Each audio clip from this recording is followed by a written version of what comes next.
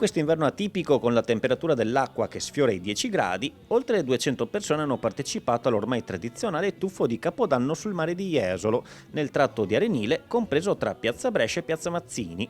Un evento giunto alla quarta edizione, al quale hanno assistito 1 migliaio di persone e che sta crescendo ogni anno di più, portando con sé anche un grande valore solidale. A organizzarlo, con il patrocinio della città di Jesolo, è infatti l'associazione Just Friends Onlus, che mira a sensibilizzare la comunità sui temi della disabilità, oltre a promuovere il volontariato e la raccolta di fondi per i progetti dell'Onlus.